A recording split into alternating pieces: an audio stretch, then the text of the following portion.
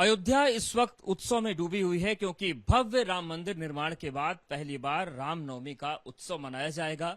उत्सव किस तरीके से होगा, कितना भव्य होगा और क्या पद्धतियां होंगी, ये पूरी जो प्रक्रिया है वो रामलला के मुख्य पुजारी आचार्य सत्येंद्र दास जी से बेहतर कोई समझा नहीं सकता। तो हम आचार्य जी के पास हैं और उनके पास ही बात करते हैं। महाराज जी, सबसे पहले तो आपको रामनवमी की शुभकामनाएं। भव्य मंदिर तो बन गया, अब जो पहली रामनवमी आई है किस तरीके से उसकी तैयारियां हैं, क्या क्या कैसे पूरा आयोजन होगा? जैसे भव्य मंदिर बन गया उसी प्रकार से भव्य दिव्य रूप से उनका राम जन्म उत्सव का भी तैयारी है पूर्ण रूप से, क्योंकि 22 जनवरी को जिस प्रकार से प्राण प्रतिष्ठा होकर रामलला की स्थापना हुई है, तब से भक्तों का बहुत ही जोरों से दर्शन करने का, उनको इस देखने के मंदिर और दर्शन करने की बहुत अभिलाषा है और उसी अभिलाषा में अधिक से अधिक लोग आते हैं और रामलला का दर्शन करते हैं। इसी बीच में रामनवमी आ गई है जो राम का उत्सव है और ये राम उत्सव है वो अपने आप में बहुत ही महत्वपूर्ण है, क्योंकि राम से अयोध्या, अयोध्या से राम है। इसीलिए अयोध्या वर्तमान समय में जब से प्राण प्रतिष्ठा हुई, अयोध्या राममय हो गई है और इस राममय में राम का उत्सव भी है और उस उत्सव को बहुत ही भव्य दिव्य रूप से मनाने का प्रयास चल रहा है। आचार्य जी, जो संघर्ष का काल था वो भी आपने देखा है, जो शांति का काल था, जो न्यायालय का काल था वो भी देखा है आपने और ये भी काल देखा। इस बार क्या क्या विशेष रहेगा रामनवमी पर भगवान की पूजन में? देखिए, विशेष ये रहेगा कि वैज्ञानिकों ने एक वो निकाला है कि भगवान राम के लीलार पर सूर्य का उदय होना, सूर्य का यही विशेष है। बाकी पूर्ववत जैसे ही पूजा अर्चना, भोग राग और उत्सव मनाया जाता था उसी रूप में मनाया जाएगा। हाँ, उसमें विशेष है ये कि जो सामान थोड़े होते थे वो अधिक से अधिक हैं और 56 प्रकार के भोग भी हैं। तो यह सब जो हो रहा है वो बहुत ही सुंदर और बहुत ही भव्य दिव्य रूप में ले रहा है और इसे देखने के साथ साथ जो सूर्य के किरण भगवान रामलला की लीलार पर आएगी वह बहुत ही आकर्षक है और उसको देखने के लिए बहुत से राम भक्त लालायित हैं कि वो दृश्य किस रूप से होगा और उसको देखने के लिए भी बहुत प्रयास हैं भक्तगण और उनको भी इस प्रकार के वो दर्शन होंगे। आचार्य जी, 56 भोग की बात की आपने, तो 56 भोग में क्या क्या रहेगा? अभी हमें पता चला कि ये 56 भोग की थाली तैयार है, क्या क्या है 56 भोग? 56 भोग में सभी प्रकार के मिष्ठान हैं और सभी प्रकार के मेवा हैं और उसी प्रकार से बने हुए कुछ सामान हैं और इस तरह से जो है वो 56 भागों में बटा हुआ है।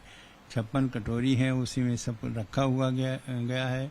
इसलिए वह उसके बनाने का और उसके रखने का पूरी व्यवस्था है। यह मधुरिमा स्वीट से जो लखनऊ में है वहीं से आया है और उसमें सभी प्रकार के मिष्ठान और सभी प्रकार के जो मेवा हैं और सभी प्रकार की जो और वस्तु हैं उसको भिन्न भिन्न स्थानों में रख करके 56 प्रकार का उसको गणना करके स्थापित किया गया है। आचार्य जी, क्या कुछ विशेष पोशाक भी रहती है रामनवमी के दिन में? हाँ, उसमें पोशाक भी है जो यह भी बहुत अच्छे ढंग से बनता है। हाँ, उसका रंग है भगवान के पीले रंग का बहुत प्रिय है।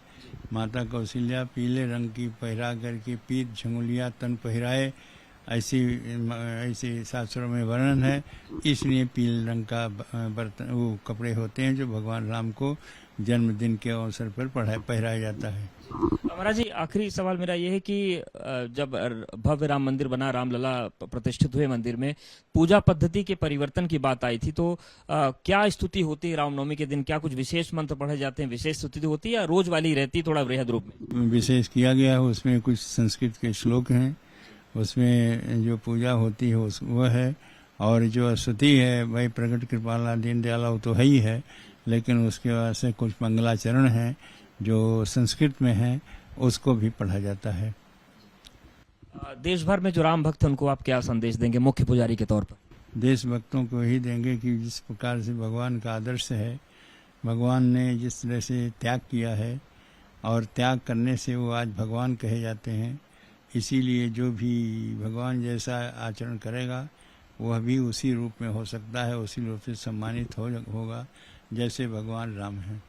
धन्यवाद महाराज हमसे बात करने के लिए। तो रामलला के मुख्य पुजारी आचार्य सत्येंद्र दास जी महाराज ने बताया कि बहुत वक्त बदला है और बदलते वक्त के साथ जब भव्य राम मंदिर बन गया है तो भव्य राम नवमी का आयोजन भी देश के सामने होगा और जो राम के भक्त हैं वो अलग आनंद का अनुभव कर पाएंगे। रामलला के मुख्य पुजारी आचार्य सत्येंद्र दास जी महाराज के पास हैं हम और उनसे बातचीत में पता चला कि जो 56 भोग का भोग लगेगा भगवान के सामने वो विशेष है। आचार्य जी 56 भोग में कौन कौन सी वस्तुएं हैं और क्या इस बार विशेष तैयारी? सभी प्रकार के मिष्ठान हैं विविध प्रकार के, और जितने भी मेवा होते हैं सूखे मेवा हैं और उसी प्रकार से बने हुए सामान हैं।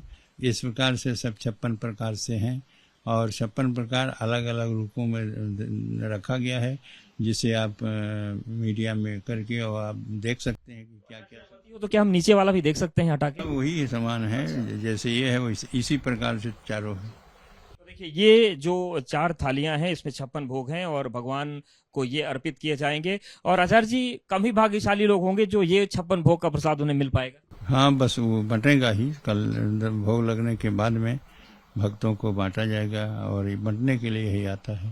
तो देखिए ये 56 भोग की थालियां हैं और ये भगवान को अर्पित की जाएंगी और भव्य रामनवमी का आयोजन अयोध्या में तो होगा ही लेकिन देश दुनिया को देखने को मिलेगा और चरम पर इस वक्त आस्था का आनंद अयोध्या में चल रहा है। अजीत चाकू के साथ अवधेश, एबीपी न्यूज, अयोध्या।